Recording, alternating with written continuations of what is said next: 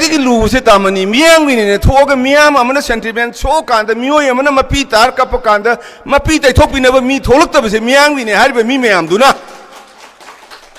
आई मियांग को थोइब मीदुना सोरक ता लेब मीदो सिंखलगने मयुमाव थिनबिरमगे मपीदो तैथोपीगे हाइबगी वाखल अखोइद चेंदबसे कमायना मियांग होइदोइनो सिबु अदुदि मसा मसागी नतब्रो अदु मियांग होरगदी ngasi अखोइगी आइगी पांगल सिनाव सिंगसिन नुंगाइतेदना फाउरी मखोइद फाउरी बसे लैरिब लुक मयामसिन हे करिनो नंग मतंग चाब्रा चादब्रा हाइबि लावम थोक्तब्रो करिगिनो तुमिने लो येंग लैरिदि अदुना तापदि मसा मसागी ओइना थोलब्रा हाइबिनिको आई मैदिनिको मैदि चेरिसे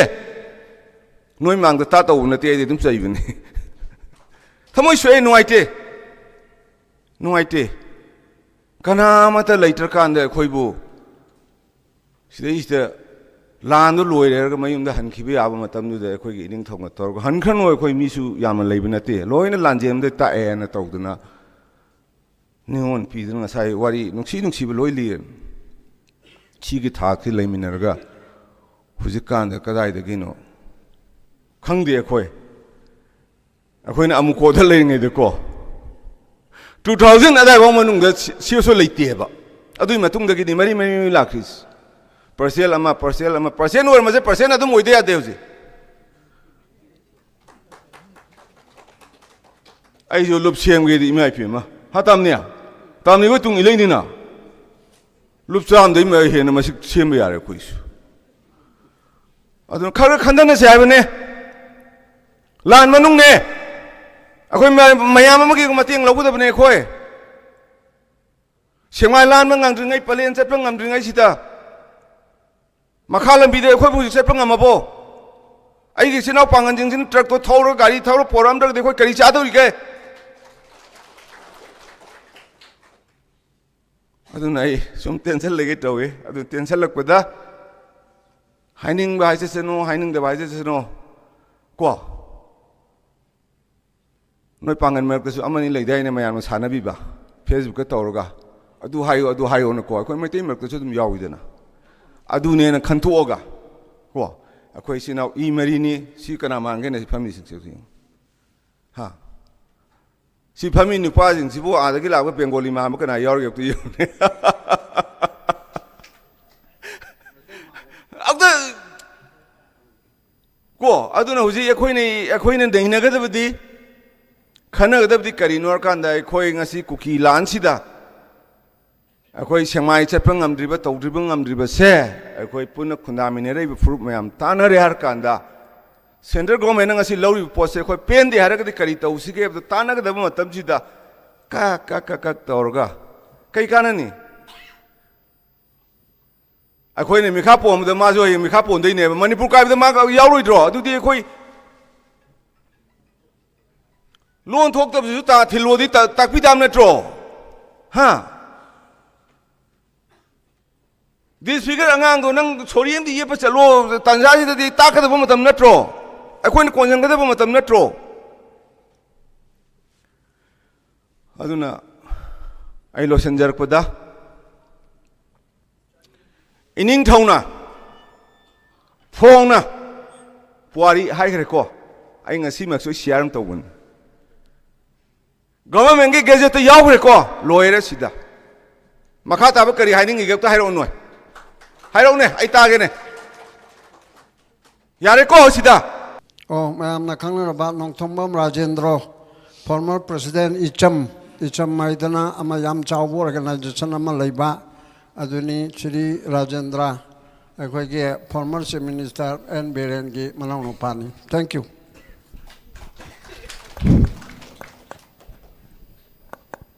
अहनबदा अखोइबु सेंबीबे मपु अदुगे लमदम सु कोनबीबे उदौ इबेंदबु आई हाना नाय कोनोन आई थागोनदबा लोइनना ngasi se ai mujajalanga ai gi naw ya soy khosi tanar kanda dum matam khra lan sigi mamang khra oirap hen kansalak puse lan sigi manung khra दा कोइना ताहिदबा कोई ई मेरी मरकता सुम थोलकपा तौबसे थमोइसे सोकपदगी हंतक नामु हेना थमोइसे सोकपा अदुना ngasiगी मिफमसे आइसु ai pangthok miner si haiden torga akoi tanarga koi amukong na silga pangthok pi bidni adu ngasi gi asum laba akoi amatani akoi maitai heba pangal laba naga heba kuki heba koi phur amata khaide bida akoi manipur ima amantagi machani heba gi wakhalonda सिगुम लबा अखोई नैनबसिगी मिफम असिगी आइगी इपागोमने आइगी तामोमनी अदुगा आई dice लेंसन बिरिबा खुदिंगमक आई कोनोना खुरमजरी अदुगा मांग लेंसन बिरिबा आइगी इथक थोंबा अदुगा आइगी मरमापांग सिलनाव अदुगा आइगी इमाइबेल चलसे खुदिंगमक पोय अमुका नै काय खुमनबा इ नोलुकपु चरी आइदी हंतकी बतांग इस्तदी तसेंगना हारगदी मैतै नि हाइबेल मपान थोकपदि इकाय जरबा मतमने गै सोइस मैतैस याम वखन खनबे याय होजि मोय आई मैतै नते हाइबे नि कोइ मोय हारिस थाजदबा मिकुब अमदा युम लिसिंग लिसिंग तांगोय वोन खरब थाजरुदबा मिकुब अमना मोंगफमदा क्या मोगदा क्या तार कांदा ngasi मिकप मिराव खोन थालगा लैरिबा मियोय लिसिंग उफु हुमरागी मथकता रिलीफ कैम्प द संगफम लौरगा खुरब काममदा लैर कांदा सही लिसिंग के आगे पुआरी लेरबा मैते अखोइना सिबावद ngakpa ngamdri kan ngamdriba kanano अखोइना थेंगनागदबजे हाइबगी वाखलदा थादुओगा असुक यामना अखोइदा मियोट मिनै ला फावबुदा पुनम ngamrane मैते सिदनि आइना इकाइजै हाइसि आई मिसंग थिगदब नत्रो पांगबियो हाइगदब नत्रो पांगबा लागा निंगोन पिगिब नत्रो अखोइना हाइजरगा पांगखिब नतब्रो सिगी असुक लुरब तंजा सिदा सही लिसिंगी कयागी पुआरी पुआरी पुआरी इकाइ ड्रो नोइबु पुआरी पलंगांगिदबु सेंमाइ वाउदा इला लांखटप ngamdrब अखोइना कदबुगी पुआरी पंदोइबु जी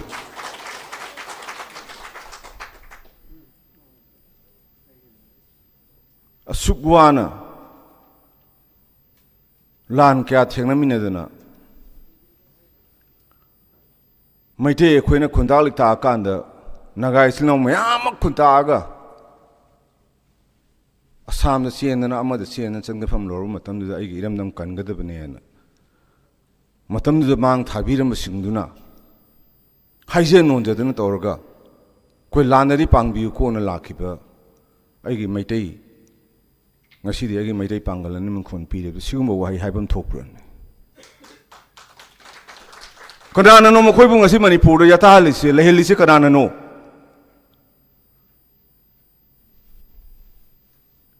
nuaite heng ang pa mayam orang ngani agi posta ubirang mani ai ole ai pangan ka kitena te ai di ai khoi tamni goi तामों दने बिगोई मक्खा तामों इटो टोंब्रम तामों जगत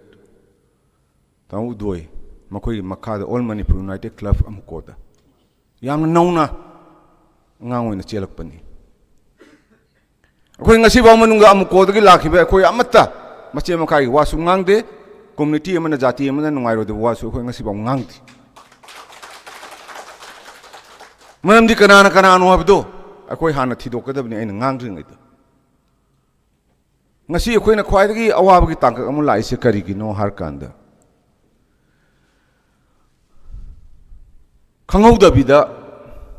2002 gi matungdagi ꯑꯩꯈꯣꯏꯒꯤ ꯇꯝꯄꯥꯛ ꯂꯝꯗ CSO ꯃꯁꯤꯡ ꯌꯥꯝꯅ ꯍꯦꯟꯒꯠꯂꯛꯄ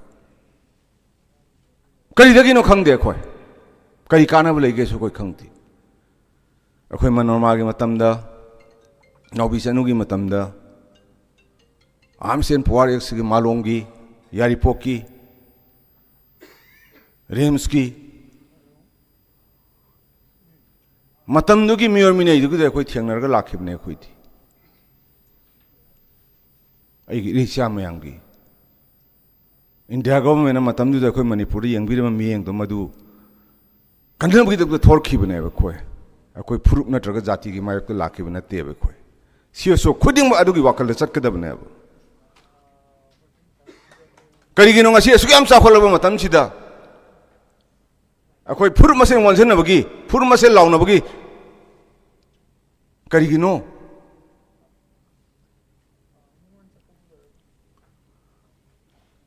ꯆꯍꯤ 4,500ꯒꯤ ꯄꯨꯋꯥꯔꯤ ꯂꯩꯔꯒ ꯍꯧꯖꯤꯛ ꯈꯛꯇ ꯀꯔꯤꯒꯤꯅꯣ ꯏꯟꯗꯤꯖꯤꯅꯁ ꯑꯗꯨꯅꯦ ꯑꯗꯥꯅꯦ ꯂꯥꯎꯔꯛꯏꯅ ꯀꯔꯤꯒꯤ ꯏꯀꯥꯏꯗ꯭ꯔꯣ ꯅꯍꯥꯟꯒꯩꯗꯤ ꯀꯥꯏ ꯆꯠꯂꯨꯕ ꯆꯍꯤ 3,000ꯒ ꯈꯔ ꯍꯦꯟꯕꯗꯨꯗꯤ ꯀꯥꯏ ꯂꯩꯔꯨꯒꯦꯕ ꯅꯤꯡꯊꯧꯅ ꯃꯤꯡꯊꯣꯜ ꯄꯤꯗꯅ ꯃꯅꯤꯄꯨꯔ ꯒꯣꯚꯔꯟꯃꯦꯟꯠꯅ ꯒꯦꯖꯦꯠꯇ ꯐꯣꯡꯗꯅ ꯉꯁꯤ ꯑꯩꯈꯣꯏꯅ ꯆꯠꯊꯣꯛ ꯆꯠꯁꯤꯟ ꯌꯥꯗ꯭ꯔꯀꯥꯟꯁꯤꯗ ꯎꯔꯝꯒꯅꯤꯅꯦ ꯐꯦꯁꯕꯨꯛꯇ ꯅꯣꯏꯁꯨ ꯄꯥꯎꯆꯦꯗ ꯃꯌꯥꯝ ꯑꯃ ꯄꯥꯡꯒꯜ ꯗꯥꯏꯕ ꯃꯌꯥꯝ ꯑꯃ ꯐꯨ ꯇꯥꯜꯂꯛꯈꯤꯕꯗꯣ ꯇꯧꯔꯛꯄꯗꯣ ꯎꯗꯕ꯭ꯔꯣꯅꯦ ꯃꯗꯨ ꯃꯩꯇꯩ ꯑꯩꯈꯣꯏꯒꯤ ꯆꯦꯡ ꯆꯥꯛ ꯄꯨꯁꯜꯂꯛꯄ ꯅꯠꯇꯕ꯭ꯔꯣ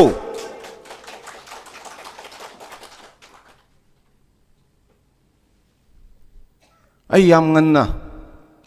ꯑꯩ ꯑꯃꯨꯛꯀꯣꯗ ꯂꯩꯖꯔꯝꯕ ꯃꯇꯨꯡꯗ 2002ꯗꯒꯤ ꯑꯩꯈꯣꯏ ꯃꯩꯇꯩꯗꯤ ꯋꯥꯔꯧꯕꯤꯒꯅꯣ ꯋꯥꯈꯜ ꯈꯔ ꯑꯗꯨꯝ ꯊꯦꯟꯕꯅꯦ ꯑꯩꯉꯣꯟꯗꯒꯤ ꯆꯤꯡꯅ 2002ꯗ ꯑꯩꯈꯣই NSNIMꯒꯤ ꯁꯤꯁꯐꯤꯌꯔ ꯃꯗꯨꯗ ꯑꯩꯈꯣꯏꯒꯤ ꯊꯥꯖꯗꯕ ꯑꯃꯈꯛ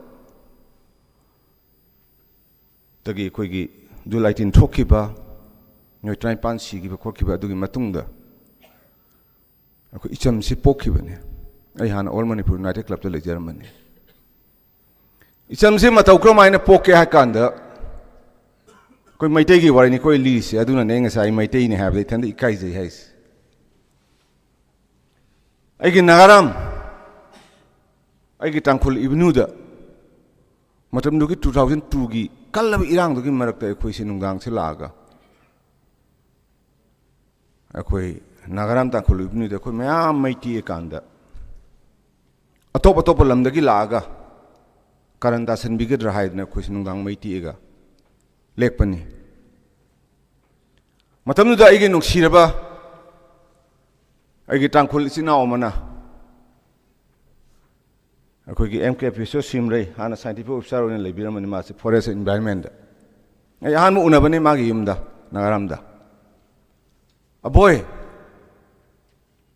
ꯑꯁꯤꯃꯥꯏꯅ ꯇꯧꯔꯗꯤ ꯑꯩꯈꯣꯏ ꯅꯥꯒꯥꯒ ꯅꯈꯣꯏꯒꯁꯨ ꯑꯩꯈꯣꯏ ꯃꯔꯤꯁꯦ ꯌꯥꯔꯔꯣꯏ ꯃꯔꯝꯗꯤ ꯑꯩꯈꯣꯏꯁꯨ ꯈꯨꯟꯁꯤ ꯍꯣꯡꯉꯁꯤꯔꯥ ꯍꯥꯏꯗꯅ ꯑꯩꯈꯣꯏ ꯈꯜꯂꯦ ꯀꯔꯤꯒꯤ ꯃꯌꯥꯝꯅ ꯃꯅꯤꯄꯨꯔ ꯀꯥꯏꯕ ꯌꯥꯔꯣꯏ ꯃꯅꯤꯄꯨꯔ ꯇꯦꯔꯤꯇꯣꯔꯤ ꯏꯟꯇꯤꯒ꯭ꯔꯤꯇꯤ ꯀꯥꯏꯕ ꯌꯥꯔꯣꯏꯅ ꯆꯠꯄꯗ ꯅꯈꯣꯏꯅ ꯌꯦꯡꯕꯗꯣ ꯑꯩꯈꯣꯏ ꯅꯥꯒꯥꯗ ꯌꯦꯡꯉꯦ ꯃꯤꯠꯁꯦ ꯑꯩꯒꯤ ꯏꯆꯥꯗꯣ ꯑꯥꯗ ꯋꯥꯁꯔꯨꯝꯗ ꯂꯣꯠꯂꯦ ꯀꯥꯡꯒꯗ ꯂꯣꯠꯂꯦ ꯑꯩꯈꯣꯏꯅ ꯃꯅꯤꯄꯨꯔ ꯊꯨꯒꯥꯏꯕ ꯄꯥꯝꯃꯒꯩ ꯇꯝꯄꯥꯛ ꯂꯝꯗ ꯃꯅꯤꯄꯨꯔꯗ ꯂꯝ ꯂꯧꯔꯒ ꯏꯆꯥ ꯏꯁꯨ ꯁꯤꯗ ꯂꯩꯒꯗ꯭ꯔꯥ ꯑꯩ ꯃꯅꯤꯄꯨꯔꯅꯦ ꯂꯥꯛꯄꯅꯤꯅꯦ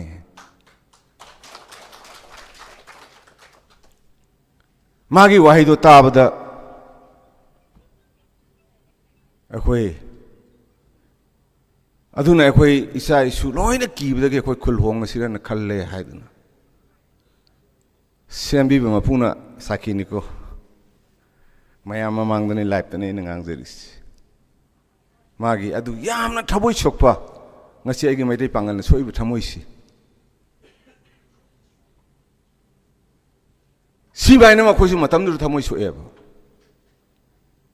ꯑꯗꯨꯗꯤ ꯃꯥꯅ ꯑꯁꯤꯃꯥꯏꯅ ꯁꯨꯝ ꯇꯧꯔꯒꯗꯤ ꯑꯩꯈꯣই ꯌꯥꯔꯔꯣꯏ ꯀꯔꯤꯅꯣ ꯑꯃ ꯇꯧꯔꯀꯥꯟꯗ ꯑꯩꯈꯣꯏ ꯋꯥꯔꯤ ꯁꯥꯟꯅꯕ ꯆꯠꯇꯕ ꯌꯥꯔꯣꯏ ꯍꯥꯏꯗꯅ ꯇꯧꯕꯗꯒꯤ ꯑꯩ ꯃꯅꯤꯄꯨꯔꯗ ꯂꯩꯔꯤꯕ ꯄ꯭ꯔꯤꯟꯠ ꯃꯦꯗꯤꯌꯥꯒꯤ ꯏꯆꯤꯟ ꯏꯅꯥꯎ ꯂꯥꯏꯑꯣꯏꯈ꯭ꯔꯦ ꯑꯩꯒꯤ ꯄꯥꯕꯨꯡ ꯃꯣꯟꯗꯨ ꯃꯪꯒꯣꯟ मा अखोई चीफ एडवाइजरी होइबिरमनी इचमगी अदुगा पाउंग बीबी शर्मा तामो खेलें थौसोम लेगिद्रे मा तामो इरेंगा मारुन तामो भुजेंद्र निंगोंबा सांगागी तामो खेलें तामो रूपगोई तामो मयाम अमा तौरकांदा अखोई वारी सानब चत्तबि यारोय सिगी थाजनदबसि नरुम चटकिब तारगदि अखोई अमोन अखोई हलकप याररोय हाइदना आई 2002 दगी 2018 बाव सॉरी 2018 बाव माले आई अदुमाय तौना इसमगी परसेंट ऐसे 13 कांद उबिरंगनी मयाम जसामीगी मेलोरीगी अदगी जुकोगी तुंगजोईगी इवल चोचामपुर मापन सिगिबा ताबनी निंसिंबिको मोरेगी एक्सीडेंट आई इसा चलगा लोइना लोशन मंगातन आई समगी टीम चलकान आई खंदे पांगंदी आई येना खादा लेना से आफमी नोंगालकपदे को येना खादे त लेरमे कोइन अंगांग ओइंगैदा केदोबी कोइन मितोमने खंदौरिबा मितोमने केदो ngang दौरिबा सिमाइना सही क्या संगना आई अपुन म सागना बु होनरकपा माइसु पाई माइ पाक्ते हाइबे यारोय माइसु फजन पाए मयाम उखुल चंग ngamambrane मयाम सेनापति चेप ngamambrane मयाम नदी खलम याय लेंगा न वम लाखपदगी चंग ngamiने ना नत्ते आइनने चमना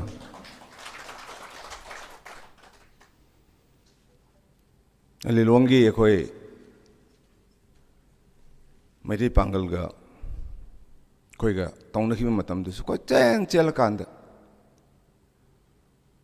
करबा तौब खरना अखोईबु विक्टिम ओहेलमबनी अखोईगी मरक्ता नत्ते याम थमोई सोकपा अखोई मैटेगी क्वाइदगी सोइबसे कइनो खंब्रा सिदे फमगा मणिपुर इंटीग्रिटी काइबि यारोइना लाउरकनेबा सिददी जुकोगी किलोमीटर 10 नागालैंड सेमजेलकांद सिदगी लाउबिनब मी लेतेब थोकबिनब सिददी लाउगनीबा प्रेस क्लब तौरगा प्रिंट मीडिया मयाम तौरगा मणिपुर इंटीग्रिटी काइबि यारोइना आदा नोंगद पाउ फाउंगदबि नाउजिंगदुना मणिपुर की बाउंडरी दो किलोमीटर 10 नागालैंड लंबी सेमे हाकान थोकबिन मी लेतेने हाँ सीने कोई मैटेगी चनबी मतम अमा कोई बॉर्डर फेंसिंग के हाइसिंग बॉर्डर फेंसिंग इशू आई ननी 2013 दा आई हॉलैंड फाइदा गेरोका जे चोरो फाउदे खोंग चले तौरका जे चोरो खुन गसे इन ताहलमिने सिगी पोचिदा इवल अखोईगी उसे क्वाइदगी लुबसे तामने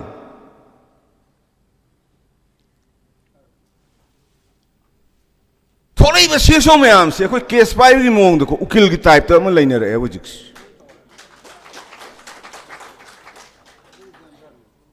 हंदकी इशू सिदा हंदकी लान सिदा मैथै कयामना तांगोई होलगा रिलीफ कैम्प द लेरबा मैथै कयाम हालाबा फाउबदा आइदी कल्चर गिनी आइना जगोई साबिगिनी आइना थांग तंबिगिनी आइना लौ खोइबैनी लैथोबा ngame पुला पुनगदम नत्रो लौ उबसु जगोई साबसु इसै जकपुसु सीना मिखा फोनदना कनान फोनदैन फनाम ई आई अकाउंट फनाम ई तो पुनबियो ngसाइगी ओजा सना तोमना मांगना को पनबिरमे पुआरी हकल येंगरकांदा हा ब्रिटिश कनाना पोरे अखोइना पोरकपने निंथौ खुबम पामबगी अवा कनाना पोरे निंथौ खुबम पामे अखोइना पोरकपनी हंदकी लांजु कनाना पोरे मयानो खंबिरमन निंथौ पामै नत्रो फगे फोरुई थोनी थौदो थमगा मेन मेदना मांग थालगा फोइरा पुरगा लेबा कलंगदौ नत्रो ngasi di marung khang dam yam loi pham le nungai re ne khoi aduna ai pangal sinau singi kwai ragi thamoi sokpudu matam matam du da adum ubirang mane Facebook account da ai gi yeng na ba yame kwai ragi lu se tamani miang ni ne thoga miam amana sentiment so kan da myo yamana mapi tar kap kan da mapi tai thok pina ba mi tholak ta ba se miang ni ne har ba mi meam du na ai je miang ni ko thoi ba mi du na sorok ta ta le ba mi do singkhal ga ne mai mau thin bi ang ge mapi do tai thok pi ge hai ba gi wakhal le khoi da chen da ba se kamaina miyang gi hoidoi nasibu adudi masa masa gi natabro adu miyang gi orgadi ngasi gi khoi gi ai gi pangal sinau sing sin nungai tedana phawri ma khoi da phawri bse leiri ba lup mayam sin hey karino nang matang chabra cha da bra ha lawom thok tabro kari gi na tumine lo yeng leiri aduna tapodi masa masa gi hoina thola abra haibni ko ai medi ni ko medi cheri se noi mang da ta to na te de dum sai bini thamoi shwe nuai te kana mata later kan da khoi bu sidai sta lan do loi re ga mayum da han khibe aba matam nu da khoi gi ning thong tor han khan noi khoi mi su yam lai bina te loi na lan jem de ta e na to duna nion pi dun sai wari nungsi bu loi li chi gi thak thi lai minar ga huji kan da kadai da gino khangdi akhoi na amu ko da lei ngai de ko 2000 adai ba manung da siso leite ba adui matung da gi ni mari la kris parcel ama percent or ma je percent adum oide ya deuji ai jo lup sem ge di mai phi ma ha tam ne tam ni go tung ilei ni na lup cham dei mai he na ma sik sem ya re kuis adun khar khandan na se ai bane lan manung ne akhoi mayam ma gi mating logu da bane khoi sengwai lan ma ngang dringai palen chat ngam dringai sita makhalam bi de khoi bu chat ngam abo ai gi sinau pangan jing jin truck to thor gari thor poram dak de khoi kari cha do ge adun ai sum tension lege tawe adun tension lak pada haining ba se seno haining da ba se seno ko noi pangan mer ka su amani leidai ne mayam sana bi ba Facebook ka tawra adu hayo na ko mai te mer ka su dum yawi dana adu ne na khantu oga ko akhoi sinau I mari ni si kana mange ne family sing se ha si family ni pa jing si bo a da gi la ba bengali ma ma kana yaw yak tu yu ne adu ko adu na huji akhoi ne dei na ga da bdi khana gadab di kari nor kan da khoi ngasi kuki lan sida akhoi semai chapang amdriba tawdribang amdriba se akhoi puna khundamine rei fruit mayam tanare har kan da center government ngasi lori post akhoi pen de har ga kari taw sige tana ga dab matam sida ka torga kai kanani akhoi ne mikha pom da ma jo mikha pon dei ne manipur ka da ma yaw loi dro adu di akhoi loan thok tab ju ta thilo di tak pi dam na tro ha this figure angang do nang choriem di ye pa chalo tanja ji di ta ka da ma tam na tro akhoi ne konjang ka da ma tam na tro aduna ai lo senjar pada ining thauna phong na puari hai gre ko ai ngasi mak so share to gun government ge gazette yaw re ko loire sida makha ta ba kari haining ge ta hairo noi hairo ne ai ta ge ne yare ko sida ai mayam khorum der thank you si sidi ai sa gi ne he hobadi ga mathang pulam mak se khoba ko bang tang ai re loi le nuai re ai yo ngang ngai le do ni aduna hoji ikon ko